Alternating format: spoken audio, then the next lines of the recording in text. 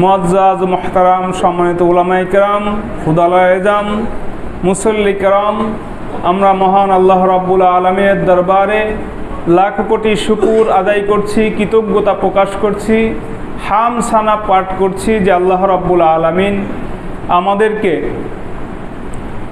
আল্লাহ রাব্বুল আলামিনের পবিত্র হুকুম পালনার্থে আল্লাহ রাব্বুল আলামিন আমাদের এই সময়টাকে দ্বীনি কিছু কথা, রাসূল করিম সাল্লাল্লাহু আলাইহি ওয়াসাল্লামের প্রেম, ভালোবাসা, মহাব্বত, হুব্বে রাসূল, এশকে রাসূল সম্পর্কে কিছু কথা বলার এবং শোনার জন্য আল্লাহ তাআলা আমাদেরকে কবুল করেছেন, মঞ্জুর করেছেন, আমাদেরকে তৌফিক দিয়েছেন। এজন্য আল্লাহ রাব্বুল আলামিনের দরবারে শুকরিয়া আদায় করছি, আলহামদুলিল্লাহ। আলহামদুলিল্লাহ। লাখ কোটি দুরুদ সালাম দো জাহানের বাদশাহ তাজদারে মদিনা আহমদ মুস্তফা মোহাম্মদ মুস্তফা হুজুর পূর্ণুর সাল্লাল্লাহু আলাইহি ওয়াসাল্লামের উপরে, যাকে সৃষ্টি না করলে আল্লাহ তাআলা এই পৃথিবীতে কিছুই সৃষ্টি করতেন না, সেই মহাব্বতের নবী, দয়ার নবীর উপরে আমরা মহাব্বতের সাথে, আন্তরিকতার সাথে, ভালোবাসার সাথে একবার দুরূদ শরীফ আদায় করি সাল্লাল্লাহু আলাইহি ওয়াসাল্লাম। আল্লাহ রাব্বুল আলামিন রাসূলুল্লাহ সাল্লাল্লাহু আলাইহি ওয়াসাল্লামকে এই পৃথিবীতে সর্বশ্রেষ্ঠ মর্যাদা, সর্বশ্রেষ্ঠ জ্ঞান, সর্বশ্রেষ্ঠ চরিত্র, সর্বশ্রেষ্ঠ আকার আকৃতি অবয়ব গঠন দিয়ে আল্লাহ রাব্বুল আলামিন তার হাবিবকে এই ধরার বুকে মানব জাতির হেদায়েতের জন্য, গোটা বিশ্বের জন্য রহমত স্বরূপ প্রেরণ করেছেন। সুবহানাল্লাহ। আল্লাহর হাবিবের এই হাকিকত, এই মাহাত্ম্য, এই মর্যাদা, এই ফজিলত, এই শান, এই মান, এগুলো যারা যেমন উপলব্ধি করেছে, তারা রাসূলুল্লাহ সাল্লাল্লাহু আলাইহি ওয়াসাল্লামকে সেভাবে ভক্তি করেছে, সেভাবে মহাব্বত করেছে, সেভাবে ভালোবেসেছে, সেভাবে নিজের জীবনকে নবী প্রেমে উৎসর্গ করে দিয়েছে। তাহলে রাসূলুল্লাহ সাল্লাল্লাহু আলাইহি ওয়াসাল্লামের হুব্বে নবী, রাসূলের মহাব্বত, এশকে রাসূল, এটা নির্ভর করে রাসূল সাল্লাল্লাহু আলাইহি ওয়াসাল্লামের শান, মান, হাকিকত জানার উপরে, তার চেনার উপরে, তার অবস্থা সম্পর্কে জানার উপরে। এজন্য কবি জামি রহমাতুল্লাহ আলাই, তিনি খুব, আব্দুর রহমান জামি রহমাতুল্লাহ আলাই, তিনি খুব সংক্ষেপে রাসূল ইসলামের বর্ণনা দিতে যেয়ে বলেছেন যে ইয়া সাহিবাল জামাল ওয়া ইয়া সাইয়্যিদাল বাশারি মিন ওয়াজহিকাল মুনীরি কদ নাওয়ারাল কামার। ইয়া সাহিবাল জামাল, হে সৌন্দর্যের অধিকারী, ওয়া ইয়া সাইয়্যিদাল বাশার, হে মানব জাতির মধ্যে শ্রেষ্ঠ ব্যক্তি, মানবের নেতা, মিন ওয়াজহিকাল মুনীরি কদ নাওয়ারাল কামার, আপনার উজ্জ্বলময় চেহারার আলো থেকে একটু আলো ধার করে নিয়ে ওই চাঁদের আলো, সে চাঁদ সে আলোকিত হয়ে থাকে। সুবহানাল্লাহ। আপনার যদি প্রশংসা আমরা করতে যাই, লা ইউমকিনু সানাউ কামা কানা হাক্কুহু, আপনার যথাযথ প্রশংসা, আপনার যথাযথ সানাসিফাত, যথাযথ শান, মান, মর্যাদা বর্ণনা করা আদৌ আমাদের দ্বারা সম্ভব নয়। সংক্ষেপে যদি আমরা বলতে যাই, বাদে আজ খোদা বুজুর্গ তুই কিসায়ে মুখতাসার, সংক্ষিপ্ত কথা হলো যে আল্লাহ রাব্বুল আলামিনের পরেই যেই ব্যক্তির মান, মর্যাদা, তিনি হলেন আপনি। বলেন সুবহানাল্লাহ। আল্লাহ তাআলার পরেই সর্বশ্রেষ্ঠ মর্যাদার অধিকারী হলেন আপনি। তাহলে রাসূলুল্লাহ সাল্লাল্লাহু আলাইহি ওয়াসাল্লাম এই মান, মর্যাদা, শান, হাকিকত যদি আমরা উপলব্ধি করতে পারি, তবেই কেবল রাসূলুল্লাহ সাল্লাল্লাহু আলাইহি ওয়াসাল্লামের ইশকের দরিয়ায় সাঁতার দিয়া রাসূল ইসলামের মহাব্বতে আমাদের জীবন গড়া, এটা সম্ভব এবং এটা সহজ। অর্থাৎ সহজ কথায় যদি আমরা বলি, রাসূল সাল্লাল্লাহু আলাইহি ওয়াসাল্লামের হাকিকত, রাসূল ইসলামের শান, মান, কারামত, ইজ্জত, মানজিলা, মর্তবা, দারাজাত যারা যেভাবে উপলব্ধি করে, যারা যেভাবে লালন করে, যে যেভাবে তার হৃদয়ে ধারণ করে, প্রতিপালন করে, সে রাসূল ইসলামকে সেইভাবে মহাব্বত করে থাকে, সে রাসূল ইসলামকে সেভাবে দেখে থাকে। সুবহানাল্লাহ। তাহলে রাসূল ইসলামের মর্যাদা, শরাফত, কারামত সম্পর্কে আমাদের অবহিত হওয়া দরকার। আলহামদুলিল্লাহ, আমরা গত প্রায় 3 জুমা রাসূল ইসলামের শান, মান, মর্যাদা, হাকিকত এগুলো নিয়ে আমরা সংক্ষেপে আলোচনা করেছি। আজকে যদি আল্লাহ তাআলা তৌফিক দান করেন, তাহলে রাসূলুল্লাহ সাল্লাল্লাহু আলাইহি ওয়াসাল্লামের মহব্বত, ভালোবাসা এবং রাসূলুল্লাহ সাল্লামের ভালোবাসায় যারা পৃথিবীতে তাদের দৃষ্টান্ত স্থাপন করেছেন, উদাহরণ পেশ করেছেন, নিজেদের জীবনকে উৎসর্গ করেছেন, এমন কিছু মানুষের মহব্বতের কিছু মেসাল আমরা আজকে আলোচনা করব। আল্লাহ তাআলা তৌফিক দান করেন। ওমা তাওফিকি ইল্লা বিল্লাহ। প্রথমে আমরা পবিত্র কোরআনুল কারীমে রাসূলুল্লাহ সাল্লাল্লাহু আলাইহি ওয়াসাল্লামের মহব্বতের বিষয়ে যে আয়াতটি বলা হয়েছে, অনেক আয়াত আছে এর মধ্যে। সূরা আলে ইমরানের 31 নম্বর আয়াতে আল্লাহ রাব্বুল আলামিন ইরশাদ করেছেন, কুল ইন কুনতুম তুহিব্বুনাল্লাহা ফাত্তাবিউনি আহবিবুকুমুল্লাহু ওয়া ইয়াগফির লাকুম যুনুবাকুম ওয়াল্লাহু গফুরুর রহিম। আল্লাহ তাআলা ঘোষণা করেছেন, কুল, হে রাসূল, আপনি জানিয়ে দিন, আপনি বলে দিন, আপনি এলান করেন, ঘোষণা দিয়ে দেন, ইন কুনতুম তুহিব্বুনাল্লাহ, যদি তোমরা সত্যিকারেই আল্লাহকে ভালোবাসতে চাও, আল্লাহর মহব্বত যদি তোমরা অর্জন করতে চাও, ফাত্তাবিউনি, তাহলে তোমরা আমাকে ভালোবেসে আমার অনুসরণ করো। সুবহানাল্লাহ। যদি তোমরা আমাকে ভালোবেসে আমার অনুসরণ করো, তোমরা আল্লাহ তাআলাকে মহব্বত করতে চাও, ভালোবাসতে চাও, সেটার প্রয়োজন হবে না। ইউহিব্বুকুমুল্লাহ, স্বয়ং আল্লাহ তাআলা তোমাদেরকে ভালোবাসবেন। ওয়া ইয়াগফির লাকুম যুনুবাকুম, তোমাদের গুনাহগুলো আল্লাহ তাআলা মার্জনা করে দেবেন, মোচন করে দেবেন, পাপগুলো তোমাদের মুক্ত করে দেবেন। সুবহানাল্লাহ। আল্লাহু গফুরুর রহিম, আর আল্লাহ তাআলা তিনি হলেন মহা ক্ষমাশীল, মহা দয়াবান। সুবহানাল্লাহ। তাহলে আল্লাহর হাবিবের মহব্বত গুনাহ মাপের কারণ, আল্লাহর মহব্বত প্রাপ্তির কারণ, আল্লাহর দয়া পাওয়ার কারণ। রাসূলুল্লাহ সাল্লাল্লাহু আলাইহি ওয়াসাল্লামের মহব্বত যার মধ্যে যত বেশি থাকবে, আল্লাহর রহমত তার উপরে তত বেশি নাজিল হবে, সে আল্লাহ তাআলা তত রহমতের সমুদ্রে ডুবন্ত থাকবে। সুবহানাল্লাহ। আল্লাহর হাবিব নিজেও বহু হাদিসে তার মহব্বতের কথা বলেছেন। হযরত আনাস ইবনে মালিক রাদিয়াল্লাহু তাআলা আনহু থেকে বর্ণিত, আনাস ইবনে মালিক রাদিয়াল্লাহু তাআলা আনহু قال قال رسول الله صلى الله عليه وسلم لا يؤمن أحدكم حتى أكون أحب إليه من والده وولده والناس أجمعين। রাহুল বুখারী। ইমাম বুখারী রহমাতুল্লাহ তার বিখ্যাত সহিহ বুখারী গ্রন্থে উল্লেখ করেছেন, ইমামুল হাদিস হযরত আবু হুরায়রা রাদিয়াল্লাহু তাআলা আনহু, হযরত আনাস ইবনে মালিক খাদেমুন নবী, হযরত আনাস ইবনে মালিক রাদিয়াল্লাহু তাআলা আনহু থেকে হাদিসটি বর্ণিত হয়েছে। নবী করিম সাল্লাল্লাহু আলাইহি ওয়াসাল্লাম তার পবিত্র জুবান মোবারকে ইরশাদ করেছেন, তোমাদের কোনো ব্যক্তি ততক্ষণ পর্যন্ত খাঁটি মুমিন হতে পারবে না যতক্ষণ না তার কাছে তার পরিবার, পরিজন, সন্তান, সন্ততি, স্ত্রী, ধন, সম্পদ, এমনকি এই দুনিয়ার যাবতীয় কিছু থেকে আমি প্রিয় না হতে পারবো, ততক্ষণ পর্যন্ত সে মুমিনে কামেল, পরিপূর্ণ খাঁটি ইমানদার হতে পারবে না। তাহলে রাসূলুল্লাহ সাল্লাল্লাহু আলাইহি ওয়াসাল্লামকে যে যত বেশি ভালোবাসতে পারবে, যত বেশি মহব্বত করতে পারবে, যত বেশি প্রাধান্য দিতে পারবে, তার ঈমানটা তত মজবুত হবে, তার ঈমানটা তত দৃঢ় হবে, তার ঈমানটা তত পরিপূর্ণ হবে। হুব্বে রাসূল ঈমান, রাসূলুল্লাহ সাল্লাল্লাহু আলাইহি ওয়াসাল্লামের ভালোবাসাটাই ঈমান, রাসূলুল্লাহ সাল্লাল্লাহু আলাইহি ওয়াসাল্লামের ভালোবাসাটা ঈমানের মাপকাঠি। রাসূলুল্লাহ সাল্লাল্লাহু আলাইহি ওয়াসাল্লামের মহব্বত যার অন্তরে যত ধারণ করতে পারবে, তার ঈমানটা তত বেশি মজবুত, তত বেশি পূর্ণ। অন্য হাদিসে আসছে যে আল্লাহর নবী হযরত ওমর ইবনুল খাত্তাব রাদিয়াল্লাহু তাআলা আনহুর হাত ধরছেন, হাত ধরে চলতেছেন। হযরত ওমর ইবনুল খাত্তাব রাদিয়াল্লাহু তাআলা বললেন, ইয়া রাসূলুল্লাহ, ইয়া হাবিবাল্লাহ, এই পৃথিবীর সব কিছু থেকে আমি আপনাকে বেশি ভালোবাসি, তবে আমার নিজের জীবনের চেয়ে ভালোবাসি না। রাসূলুল্লাহ সাল্লাল্লাহু আলাইহি ওয়াসাল্লাম বললেন, এখনো তোমার ঈমান পরিপূর্ণ হয় নাই।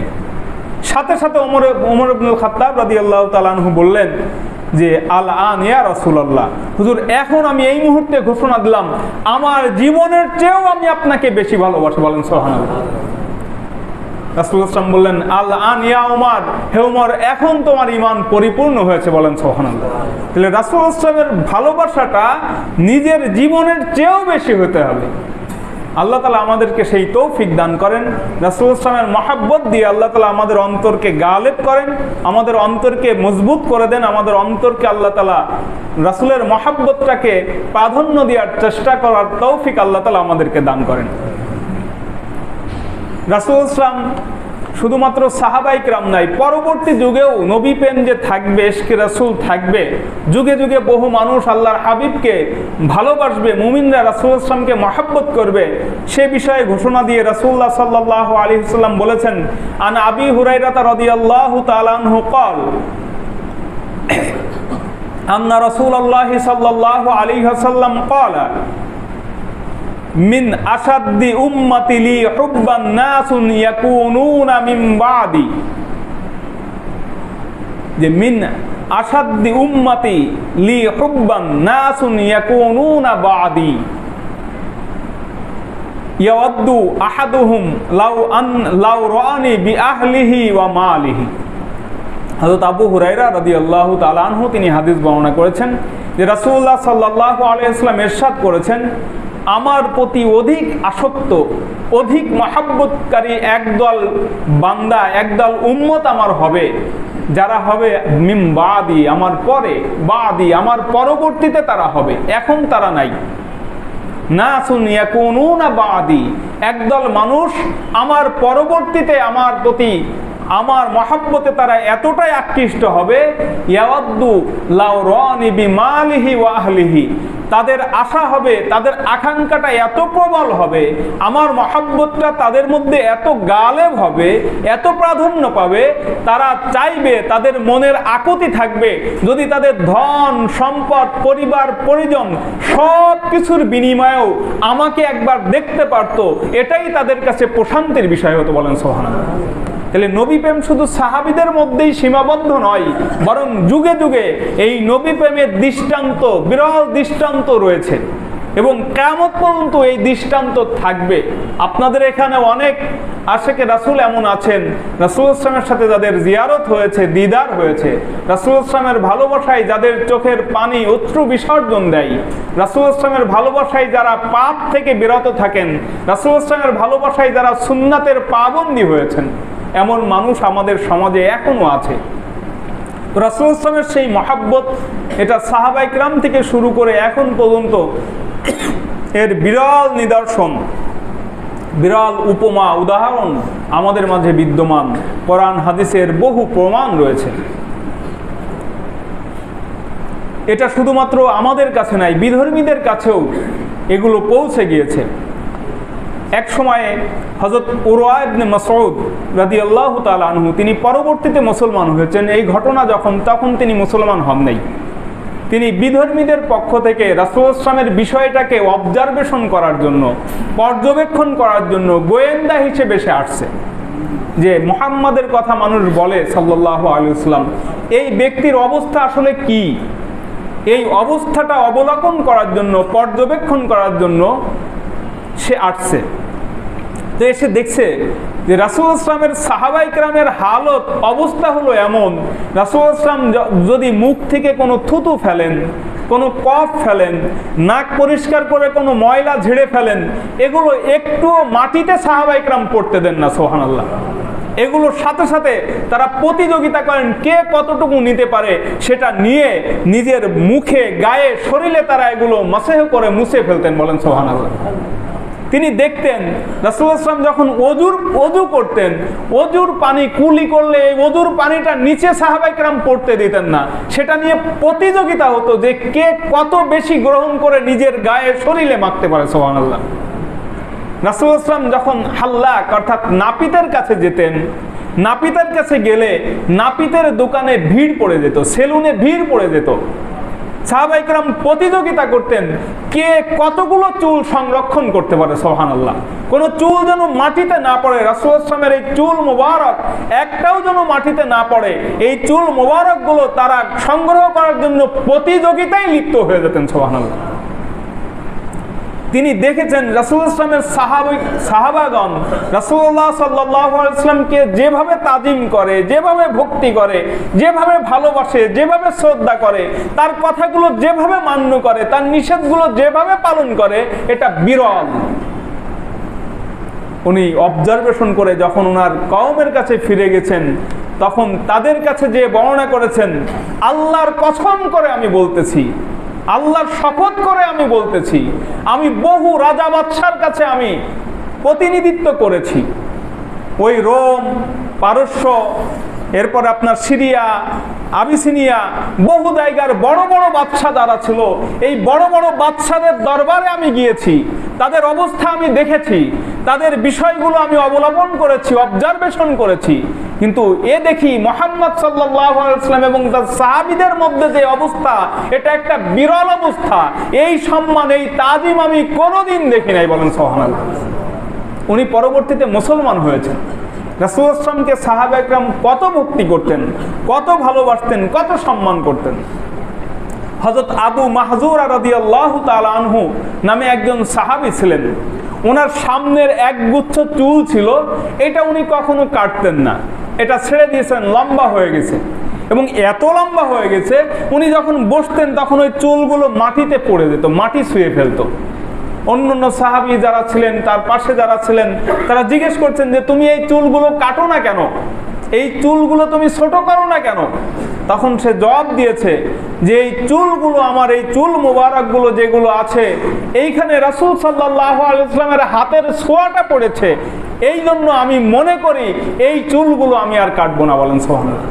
কেমন ভালোবাসা ছিল রাসূল। হযরত খালিদ ইবনে ওয়ালিদ রাদিয়াল্লাহু তাআলা আনহু, তিনি রাসূলুল্লাহ সাল্লাল্লাহু আলাইহি ওয়াসাল্লামের চুল মুবারক সবসময় নিজের টুপির মধ্যে রেখে চলতেন। কোনো এক যুদ্ধ ময়দানে ওনার টুপিটা ওই চুল মুবারক সহ ইহুদি মুশরিকদের হাতে হস্তগত হয়ে যায়। উনি চিন্তা করলেন যে যেই টুপির মধ্যে রাসূলুল্লাহ সাল্লাল্লাহু আলাইহি ওয়াসাল্লামের চুল মুবারকগুলো রয়েছে, এই মুবারক চুল সম্বলিত টুপিটা মুশরিকদের হাতে গেলে রাসূলুল্লাহ সাল্লাল্লাহু আলাইহি ওয়াসাল্লামের এই চুলগুলোর অবমাননা হবে, এগুলোর তাজিম তারা বুঝবে না। তিনি সেই চুল মুবারক সহ সেই টুপিটা ফিরিয়ে আনার জন্য তাদের সাথে যুদ্ধ ঘোষণা করে। এক পর্যায়ে রক্তক্ষয়ী সংঘর্ষ হয়। এই যুদ্ধ, রক্তক্ষয়ী যুদ্ধের মাধ্যমে তিনি সেই চুল মুবারকগুলো ফিরিয়ে নিয়ে আসছেন, বলেন সুবহানাল্লাহ। এগুলো শরীয়তের কোনো দলিল দিয়ে মাপা যাবে না যে রাসূল সাল্লাল্লাহু আলাইহি ওয়াসাল্লামের কয়েকটা চুল মুবারক ফেরানোর জন্য রক্তক্ষয়ী যুদ্ধ হয়েছে, এটা চিন্তা করা যায় না। রাসূল সাল্লাল্লাহু আলাইহি ওয়াসাল্লামের প্রতি তাদের ভালোবাসা, মহব্বত, তাজিম, সম্মানটা কোন স্তরের ছিল, কোন লেভেলের ছিল, কত উঁচু মর্যাদায় তাদের অন্তরে রাসূল সাল্লাল্লাহু আলাইহি ওয়াসাল্লামকে তারা ধারণ করত, লালন করত, পালন করত, এটা আমরা কল্পনাও করতে পারি না।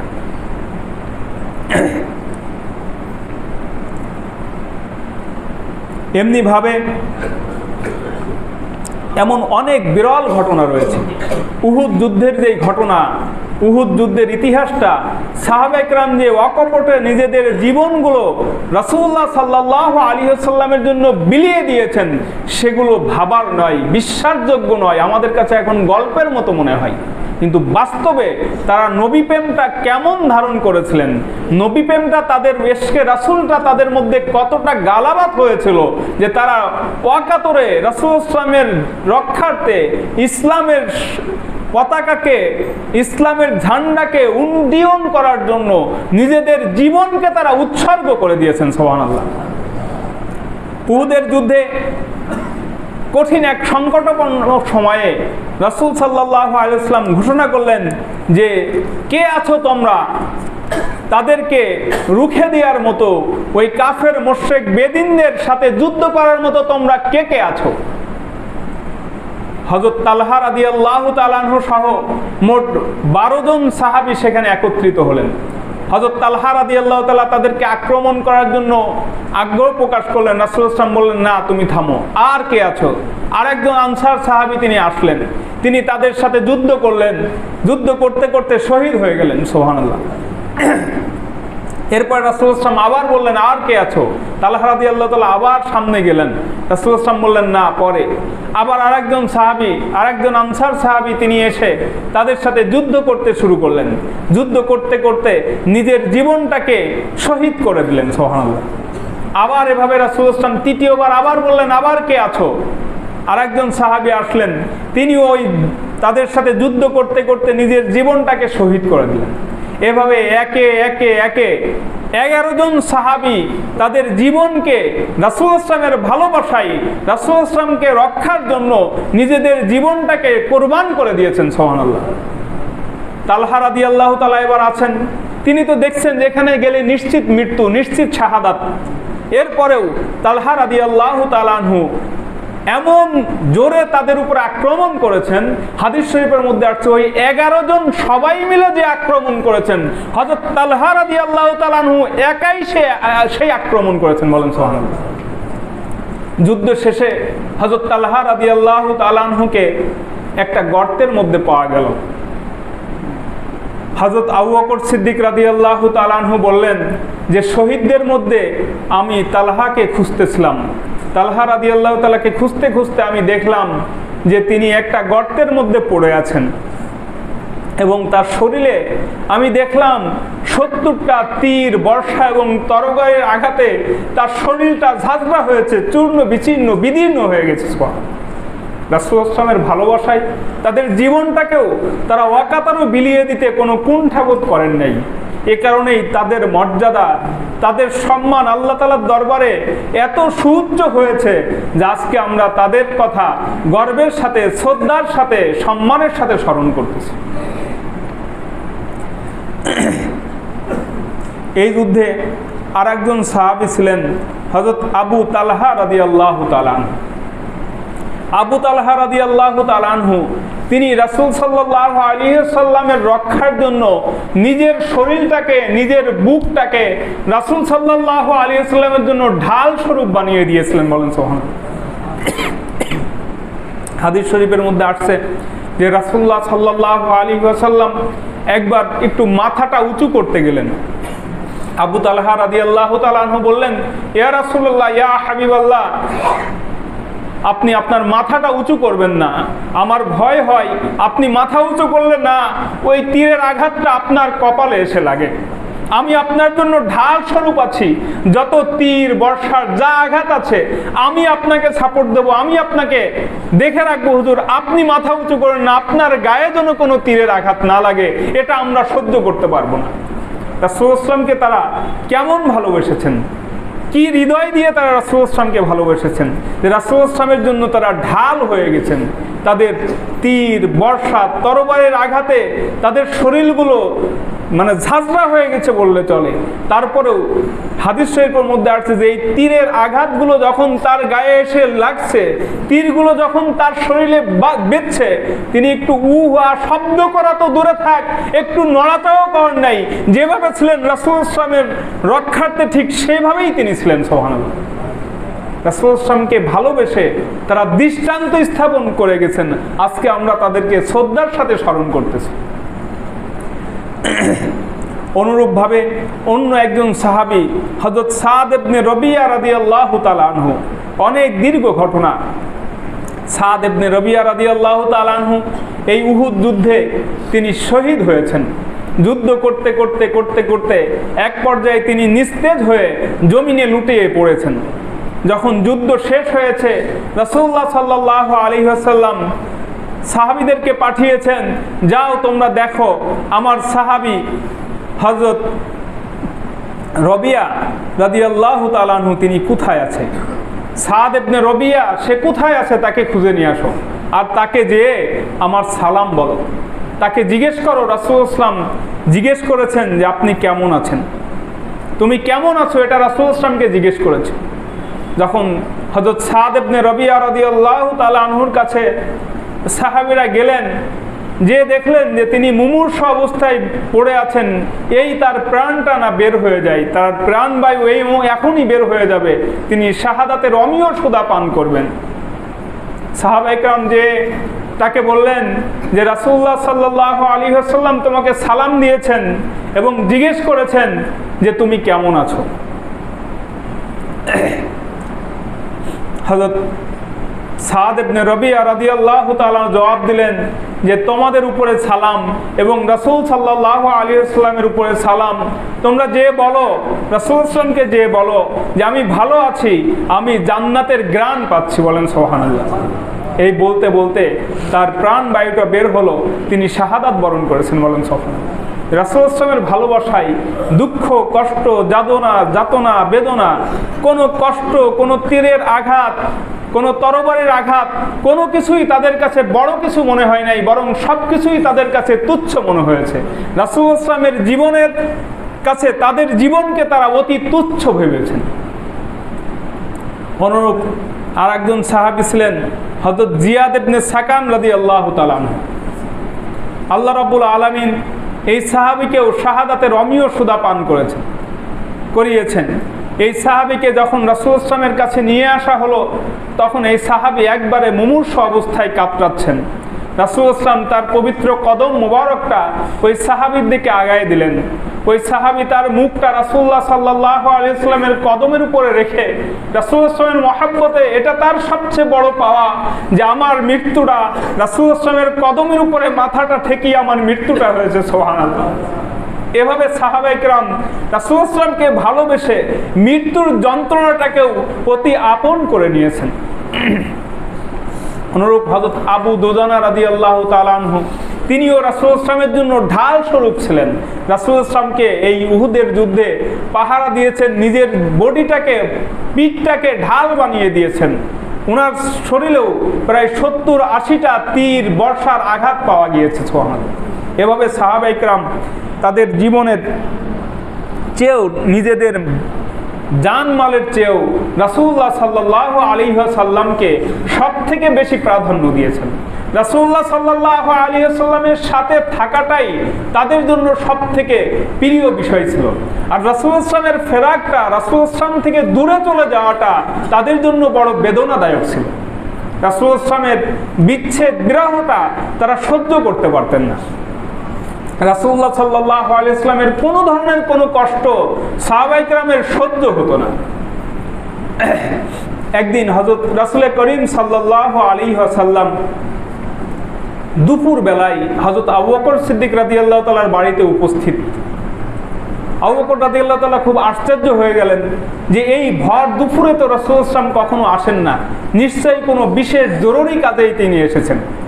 তখন যে আলোচনা করতে করতে হযরত আবু বকর রাদিয়াল্লাহু তাআলা আনহুকে বললেন, হে আবু বকর, আল্লাহ তাআলার পক্ষ থেকে আমার হিজরতের অনুমতি হয়েছে, যে কোনো সময় হিজরত হতে পারে, তুমি প্রস্তুত থাকো।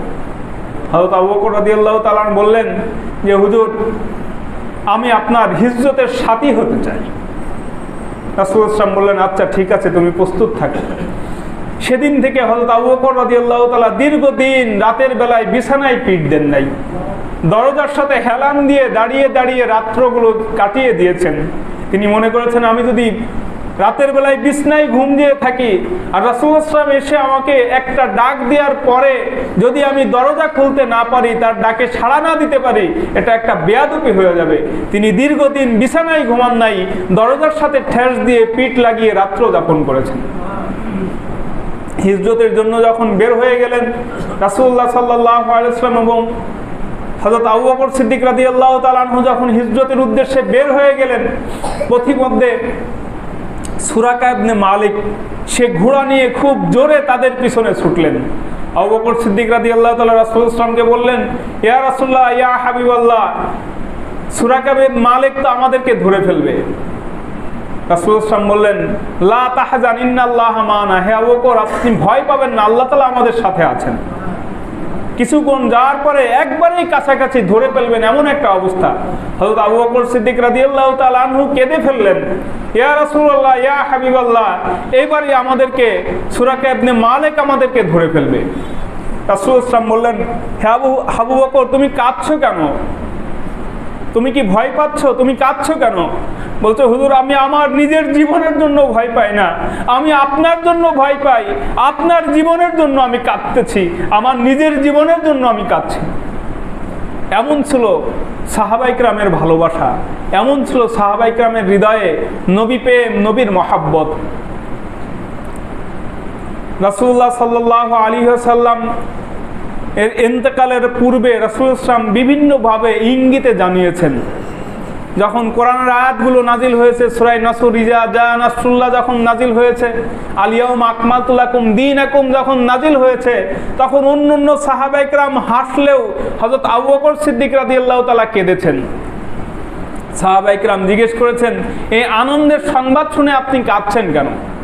তখন আবু বকর সিদ্দিক রাদিয়াল্লাহু তাআলা আনহু বলছেন যে, তোমরা, আমি যা বুঝছি সেটা তোমরা উপলব্ধি করতে পারো নাই। এই আয়াতগুলো যে নাজিল হচ্ছে, যে ইসলামের বিজয় হয়ে যাচ্ছে, ইসলাম পূর্ণতা লাভ করছে, এগুলো রাসূলুল্লাহ সাল্লাল্লাহু আলাইহি ওয়াসাল্লামের ইন্তেকালের পূর্বাভাস। আমার কাছে মনে হয় রাসূল সাল্লাম আমাদের মধ্যে আর বেশি দিন থাকবেন না, আমি এই জন্য কাঁদতেছি। রাসূল সাল্লামের বিরাগ, রাসূল সাল্লামের বিরহ বেদনা, রাসূল সাল্লামের ফেরাক, রাসূল সাল্লামের বিচ্ছেদটা সাহাবায়ে কেরাম সহ্য করতে পারতেন না। রাসূলুল্লাহ সাল্লাল্লাহু আলাইহি ওয়াসাল্লাম যখন ইন্তেকাল করেছেন, যখন এই সংবাদ ছড়িয়ে পড়েছে, হযরত ওমর ইবনুল খাত্তাব রাদিয়াল্লাহু তাআলা আনহু তিনি খোলা তরবারি নিয়ে ঘোষণা দিয়েছেন, যদি কেউ বলে যে রাসূল সাল্লাল্লাহু আলাইহি ওয়াসাল্লাম ইন্তেকাল করেছেন, মারা গেছেন, এ কথা বললে আমি তার গর্দানটা উড়ায় দেব। রাসূল সাল্লাল্লাহু আলাইহি ওয়াসাল্লাম মারা গেছেন এটা তাদের কাছে সহ্য করার মতো ছিল না। হযরত আবু বকর সিদ্দিক রাদিয়াল্লাহু তাআলা আনহু কোরআনের একটি আয়াত তেলাওয়াত করে হযরত ওমর ইবনুল খাত্তাব রাদিয়াল্লাহু তাআলাকে সান্ত্বনা দিয়ে তাকে ঠান্ডা করেছেন, তাকে স্বাভাবিক করেছেন। এমন ছিল সাহাবায়ে কেরামের ভালোবাসা, এমন ছিল সাহাবায়ে কেরামের প্রেম। রাসূল সাল্লাল্লাহু আলাইহি ওয়াসাল্লামকে তারা এতটাই ভালোবাসতেন। হযরত ওমর ইবনুল খাত্তাব রাদিয়াল্লাহু তাআলা আনহু রাসূল সাল্লাল্লাহু আলাইহি ওয়াসাল্লামের ইন্তেকালের পরে তিনি রাসূল সাল্লাল্লাহু আলাইহি ওয়াসাল্লামের বিরহ যখন হয়ে গেছে, তখন তার মনের একটা আশা আকুতি যে রাসূল সাল্লাল্লাহু আলাইহি ওয়াসাল্লামের পাশে যেন আমি ঘুমাতে পারি, রাসূল সাল্লাল্লাহু আলাইহি ওয়াসাল্লামের পাশে যেন আমার কবরটা হয়, আমার দাফনটা যেন রাসূল সাল্লাল্লাহু আলাইহি ওয়াসাল্লামের পাশে হয়। মানে রাসূল সাল্লাল্লাহু আলাইহি ওয়াসাল্লামকে তারা এত ভালোবাসতেন যে দুনিয়া আখিরাত কোনো জায়গায় রাসূল সাল্লাল্লাহু আলাইহি ওয়াসাল্লাম ছাড়া তারা আর কিছু বুঝতেন না। তখন ওমর ইবনুল খাত্তাব রাদিয়াল্লাহু তাআলা আনহু তার পুত্র আব্দুল্লাহ রাদিয়াল্লাহু তাআলা আনহুকে বললেন, মৃত্যুর কিছু আগে তিনি বললেন, হে আব্দুল্লাহ তুমি যাও, উম্মুল মুমিনিন হযরত আয়েশা রাদিয়াল্লাহু তাআলা আনহার কাছে যে আমার সালাম বল। আসলে ওই জায়গাটা ইচ্ছা ছিল হযরত আয়েশা রাদিয়াল্লাহু তাআলা আনহা তিনি ইন্তেকালের পরে তার কবরটা ওখানে হবে, এটা আয়েশা রাদিয়াল্লাহু তাআলার একটা আকাঙ্ক্ষা ছিল, থাকাটাই স্বাভাবিক। কারণ আয়েশা রাদিয়াল্লাহু তাআলার কোলে মাথা রেখেই রাসূলুল্লাহ সাল্লাল্লাহু আলাইহি ওয়াসাল্লামের ইন্তেকাল হয়েছে। রাসূল সাল্লাল্লাহু আলাইহি ওয়াসাল্লামের শেষ বিদায়টা হযরত আয়েশা রাদিয়াল্লাহু তাআলার কোলে বসেই হয়েছে। তাই আয়েশা রাদিয়াল্লাহু তাআলা আনহা তারও ইচ্ছা ছিল যে ওই জায়গাটা তার জন্য হোক। ওমর ইবনুল খাত্তাব রাদিয়াল্লাহু তাআলা আনহু তার পুত্র আব্দুল্লাহ রাদিয়াল্লাহু তাআলা আনহুকে বললেন, তুমি যাও উম্মুল মুমিনিন হযরত আয়েশা রাদিয়াল্লাহু তাআলা আনহার কাছে যেয়ে আমার সালাম দিবে আর বলবে, ওমর ইবনুল খাত্তাব সাবধান, আমিরুল মুমিনিন পরিচয়টা দিবে না, আমি আমিরুল মুমিনিন না, শুধু আমাকে আব্দুল্লাহ ওমর ইবনুল খাত্তাব, খাত্তাবের পুত্র ওমর এতটুকু পরিচয় দেবে, আমি আমিরুল মুমিনিন এই পরিচয় তুমি সেখানে দেবে না। বলবে সালাম দিবে, আমার পক্ষ থেকে সালাম দিবে, সালাম দিয়ে অনুমতি চাইবে যে হে উম্মুল মুমিনিন আপনি যদি অনুমতি দেন তাহলে আল্লাহর এই বান্দা ওমর ইবনুল খাত্তাব রাদিয়াল্লাহু তাআলা আনহু তিনি চান রাসূল সাল্লাল্লাহু আলাইহি ওয়াসাল্লামের পাশে আবু বকর সিদ্দিক রাদিয়াল্লাহু তাআলার পাশে যে জায়গাটা আছে ওই জায়গাতে তিনি ঘুমাতে চান। সুবহানাল্লাহ। হযরত আয়েশা রাদিয়াল্লাহু তাআলা আনহা বললেন যে ওমর ইবনুল খাত্তাব রাদিয়াল্লাহু তাআলা আনহু তিনি আমার কাছে তো অনুমতি চেয়েছেন, কিন্তু আমার তো বড় ইচ্ছা ছিল, আমার তো বড় আশা ছিল যে এই জায়গাটা আমার হবে, এই জায়গাটা আমি ঘুমাবো। কিন্তু হযরত ওমর ইবনুল খাত্তাব রাদিয়াল্লাহু তাআলা আনহু যখন আমার কাছে অনুমতি চেয়েছেন, আমি আমাকে প্রাধান্য না দিয়ে আমি ওমর ইবনুল খাত্তাব রাদিয়াল্লাহু তাআলা আনহুকে এই প্রাধান্য দিলাম। তোমরা তাকে এই খুশির সংবাদটা জানায় দাও যে উম্মুল মুমিনিন আয়েশা রাদিয়াল্লাহু তাআলা আনহা তাকে আপনাকে অনুমতি দিয়েছেন। সুবহানাল্লাহ। মানে রাসূল ইসলামের ইন্তেকালের পরেও রাসূল ইসলামের পাশে একটু থাকার জন্যও তাদের এই আকুতি মিনতিটা ছিল। হযরত আবু বকর সিদ্দিক রাদিয়াল্লাহু তাআলা আনহু তিনি যখন ইন্তেকাল করেছেন, ইন্তেকালের কিছু পূর্বে তিনি তার সন্তানদেরকে ডেকে ওসিয়াত করেছেন যে আমি যখন ইন্তেকাল করব, আমার ইন্তেকালের পরে তোমরা আমাকে গোসল করাবে, আমাকে কাফনের কাপড় পরাবে, আমাকে কাফনের কাপড় পরায় আমার জানাজা শেষ করবে। এরপরে আমার এই জানাজার খাটিয়াটা, আমার লাশের খাটিয়াটা রাসূলুল্লাহ সাল্লাল্লাহু আলাইহি ওয়াসাল্লামের রওজা মুবারকের পাশে নিয়ে রাখবে, রেখে আমার পক্ষ থেকে রাসূলুল্লাহ সাল্লাল্লাহু আলাইহি ওয়াসাল্লামকে সালাম দিবে, সালাম দিয়ে অনুমতি চাইবে যে আপনার বন্ধু, আপনার হিজরতের সাথী, আপনার জীবনের প্রিয় বন্ধু আবু বকর আপনার পাশে ঘুমাতে চাই। যদি রওজা শরীফ থেকে কোনো জবাব আসে, রওজা শরীফ থেকে যদি রাসূলুল্লাহ সাল্লাল্লাহু আলাইহি ওয়াসাল্লাম কোনো অনুমতি আসে নাই, রওজা শরীফ থেকে কোনো আওয়াজ আসে নাই, তাহলে তোমরা আমাকে ওই সাধারণ মুসলমানদের দাফন করার যে জায়গাটা আছে ওই জান্নাতুল বাকিতে নিয়ে আমাকে দাফন করবে। হযরত আবু বকর সিদ্দিক রাদিয়াল্লাহু তাআলা আনহু ইন্তেকাল করলেন। ইন্তেকালের পরে তার ওসিয়াত অনুযায়ী তাকে গোসল করানো হলো, তার কাফন পরানো হলো, তার জানাজার নামাজ আদায় করা হলো। এরপরে তার খাটিয়াটা রাসূলুল্লাহ সাল্লাল্লাহু আলাইহি ওয়াসাল্লামের রওজা মুবারকের সামনে রেখে রাসূলুল্লাহ সাল্লাল্লাহু আলাইহি ওয়াসাল্লামের কাছে অনুমতি চাওয়া হলো যে আপনার বন্ধু আপনার কাছে ঘুমাতে চায়, আপনার পাশে ঘুমাতে চাই। তখন রওজা মুবারক থেকে অটোমেটিক তালাটা খুলে পড়ে গেল এবং রওজা মুবারক থেকে আওয়াজ আসলো, উদখুলুল হাবিবা ইলাল হাবিব ফাইনাল হাবিব আলিল হাবিব মুশতাক। তোমরা বন্ধুকে বন্ধুর কাছে পৌঁছে দাও, তার বন্ধু তার জন্য অপেক্ষমান। সুবহানাল্লাহ। তাদের ভালোবাসাগুলো কেমন ছিল, তাদের নবী প্রেমটা কত কঠিন ছিল, কত গভীর ছিল, সেটা আমরা কল্পনাও করতে পারি না। এজন্য সাহাবায়ে কেরামের এই নবী প্রেম আমাদের জন্য মডেল, আমাদের জন্য আদর্শ। আমাদের উচিত রাসূল সাল্লামকে আমাদের জীবনের সব থেকে বেশি ভালোবাসা, আমাদের সব কিছু থেকে রাসূল সাল্লামকে প্রাধান্য দেওয়া। হযরত শরফুদ্দিন বুসিরি রহমাতুল্লাহ আলাইহি, যিনি কাসিদায়ে বুরদা রচনা করেছেন, আমরা যে পড়ি হুয়াল হাবিবুল্লাযী তুরজা শাফাআতুহু লিকুল্লি হাউলিম মিনাল আহওয়ালি মুক্তাহিমি, এই কবিতাগুলো তিনি রচনা করেছেন। এই কবিতা রচনার ঘটনাটা উল্লেখ রয়েছে যে উনি একবার অসুস্থ হয়ে যান, পক্ষাঘাত অর্থাৎ প্যারালাইজড হয়ে যান, এক পা সোনার বিকলাঙ্গ হয়ে যায়, অকেজো হয়ে যায়। উনি অনেক ডাক্তার কবিরাজ দেখানোর পরেও সুস্থ হন নাই। পরে একদিন চিন্তা করলেন যে রাসূল সাল্লাল্লাহু আলাইহি ওয়াসাল্লামের শানে আমি কিছু কবিতা লিখব। তিনি এই কাসিদায়ে বুরদা যে কবিতাগুলো আছে, রাসূল সাল্লাল্লাহু আলাইহি ওয়াসাল্লামের প্রশংসামূলক অনেক কিছু এখানে আছে, সেই কবিতাগুলো রচনা করে উনি রাতের বেলায় শুয়ে শুয়ে খুব আবেগ নিয়ে, ভালোবাসা নিয়ে একবার রাসূলুল্লাহ সাল্লাল্লাহু আলাইহি ওয়াসাল্লামের পাশে বসে, রাসূলুল্লাহ সাল্লাল্লাহু আলাইহি ওয়াসাল্লামের সামনে বসে উনি বলতেছেন, এইগুলো আবৃত্তি করতেছেন।